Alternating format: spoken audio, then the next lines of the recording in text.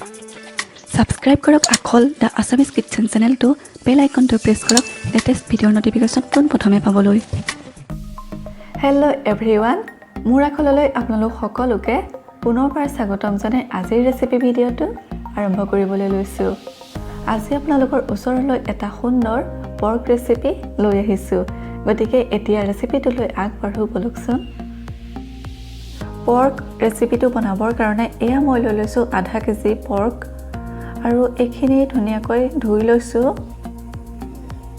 আৰু এটা কুকাৰ লৈছোঁ কুকাৰত অলপ পানী দি পেলাই জোখমতে তাত মই পৰ্কখিনি দি দিছোঁ এইখিনি মই 3টা চিটি দি পেলাই বইল কৰি লওঁ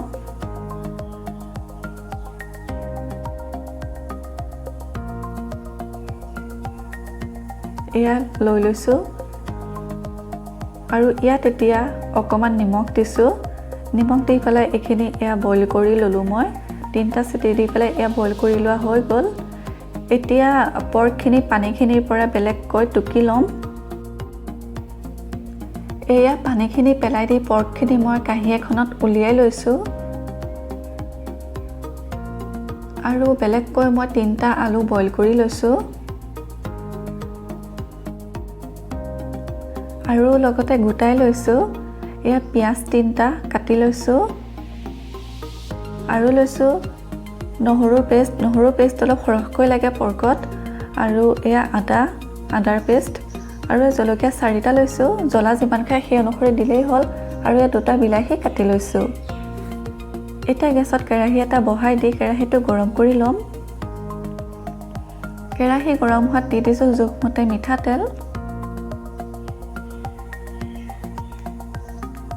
মিঠাতেলখিনি গৰম হোৱাত দুখিলা তেজপাত ছিঙি পেলাই দি দিছোঁ আৰু লগতে পিয়াজ দি দিছোঁ পিয়াজখিনি কাটি থৈছিলোঁ আগতীয়াকৈ এতিয়া পিয়াজখিনি ভাজি ল'ব লাগিব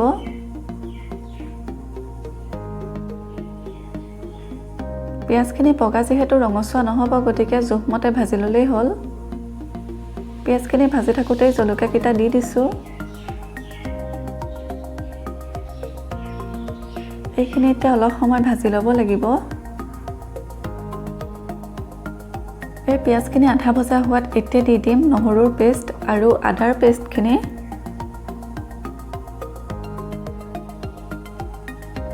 আদা নহৰুৰ কেঁচা গোন্ধটো যোৱালৈকে এতিয়া ভাজি থাকিম আৰু ফ্লেমটো মিডিয়ামত ৰাখিছোঁ মই এতিয়া দিছোঁ জোখমতে হালধি ভালকৈ লৰাই দিছোঁ আকৌ এতিয়া এইখিনি ভাজি হৈ গ'ল নহৰু কেঁচা গোন্ধ যোৱালৈকে আদা নহৰু পেষ্টৰ এতিয়া ইয়াত কাটি থোৱা বিলাহী 2টা দি দিছোঁ আৰু ফ্লেমটো এতিয়া অকণমান বঢ়াই দিছোঁ এতিয়া বিলাহীখিনি ভালকৈ ভাজি থাকিব লাগিব বিলাহীখিনি সম্পূৰ্ণকৈ গলি গৈ তেল বিৰিঙি অহালৈকে আৰু বিলাহীখিনি ভাজি থাকোঁতে বাকী বস্তুখিনি দিম নিমখ অকণমান দি দিলোঁ জোখমতে বইল কৰোঁতে যিহেতু দিছিলে গতিকে এতিয়া অলপ কমাই দিছোঁ বিলাহীখিনি ভাজি থাকিব লাগিব আৰু বাকী মছলাখিনিও মই যোগ কৰি থাকিম এতিয়া দিছোঁ আধা চামুচ জিৰা গুড়িখিনি ঘৰতে বনাই লোৱা হয় ঘৰত বনোৱা জিৰা গুড়িৰ টেষ্টটো বহুত ভাল হয় কিনি অনা জিৰা গুড়িতকৈ এতিয়া দিছোঁ আধা চামুচ মিট মছলা আকৌ ভালকৈ লৰাই দিছোঁ এতিয়া দিছোঁ গৰম মছলা অকণমান আকৌ ভালকৈ লৰাই দিছোঁ লাহে লাহে বিলাহীখিনি গলি আহি তেল বিৰিঙিবলৈ ধৰিছে আৰু এয়া তেল বিৰিঙি আহি গ'ল বিলাহীখিনিৰ পৰা এতিয়া আগতীয়াকৈ পৰ্কখিনি বইল কৰি ৰাখিছিলোঁ সেইখিনি দি দিছোঁ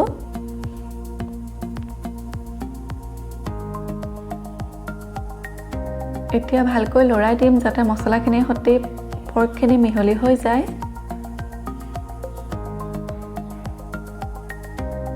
এইখিনি এতিয়া হাই ফ্লেমত ভাজিব লাগিব মই ফ্লেমটো বঢ়াই দিম এয়া পৰ্কখিনি ফ্ৰাই কৰি আছোঁ হাই ফ্লেমত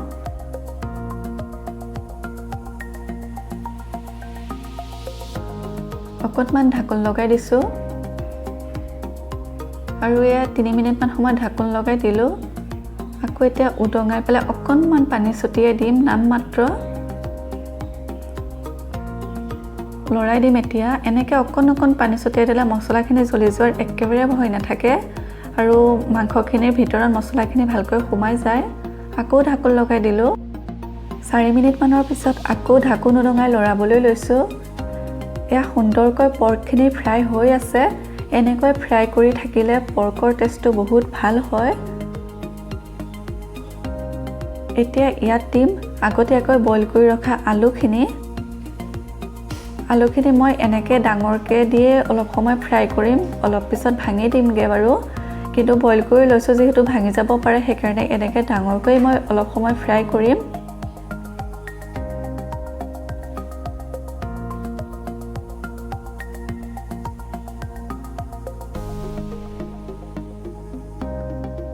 এতিয়া ফ্লেমটো মই বাৰু মিডিয়াম কৰি দিলোঁ।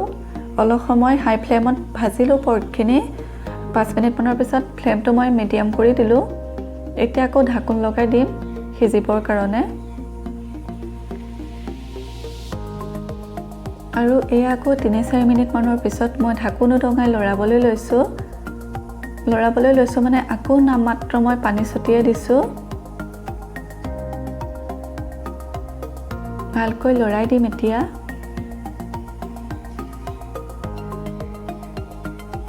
পৰ্ক আলু গোটেইখিনি বাৰু সিজিয়ে আছে, তথাপি ফ্ৰাই কৰি থাকিলে টেষ্টটো বহুত ভাল হয়, সেইকাৰণে মই ফ্ৰাই কৰি আছোঁ।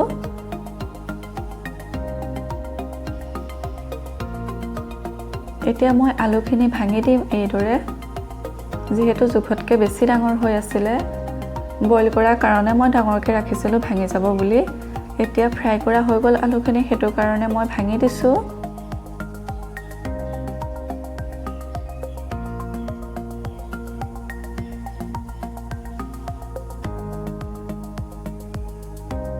ভাঙি দি পেলাই আকৌ ভালকৈ লৰাই দিছোঁ। এইখিনি দিয়াৰ আগতে কাটি লৈ পেলাই দিলেও হ'ল, কিন্তু ভাঙি যাব বুলি ডাঙৰকৈ দিয়া হৈছে আৰু।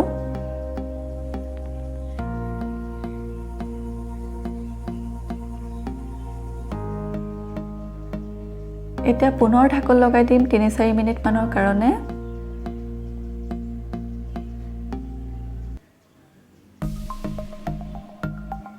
আৰু এয়া আকৌ অলপ পিছত ঢাকোন উদঙাই লৈছোঁ। আলু আৰু পৰ্ক গোটেইখিনি ফ্ৰাই কৰা হৈ গৈছে। যদি এইখিনি ফ্ৰাইয়ে ৰাখিব বিচাৰে তেনেহ'লে এইদৰে ৰাখি দিলেই হ'ল, কিন্তু মই অকণমান গ্ৰেভি কৰিম, সেইটো কাৰণে এতিয়া ইয়াত পানী যোগ কৰিব লাগিব। এয়া পানী যোগ কৰি দিছোঁ। পৰ্ক আৰু আলু সিজি আছে কাৰণে বেছি পানী দৰকাৰ নাই, অকল খালি গ্ৰেভিৰ কাৰণে মই ইমানখিনি পানী যোগ কৰি দিছোঁ। ফ্লেমটো হাই কৰি দিছোঁ উতলিবলৈ। আকৌ ভালদৰে লৰাই দিছোঁ গোটেইখিনি মিহলি হৈ যোৱাকৈ। পুনৰ ঢাকোন লগাই দিম গ্ৰেভিখন ডাঠ হ'বলৈ। আৰু এয়া অলপ সময়ৰ পিছত এবাৰ লৰাবলৈ লৈছোঁ। পানীখিনি অলপ শুকাই পেলাই ডাঠ হৈ আহিছে, আৰু অলপ সময় ৰাখিব লাগিব। পুনৰ ঢাকোন লগাই দিছোঁ। আৰু এয়া 4-5 মিনিটৰ পিছত ঢাকোন উদঙাই লৰাবলৈ লৈছোঁ।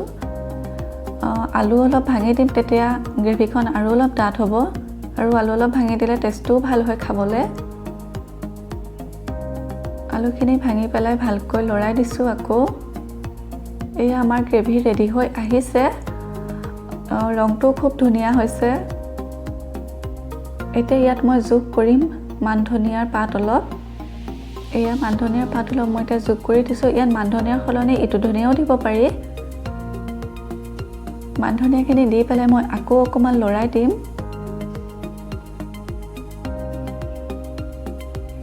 এতিয়া মই লৰাই দিছোঁ, আৰু গ্ৰেভিখন কিমান ধুনীয়া হৈছে নহয়নে?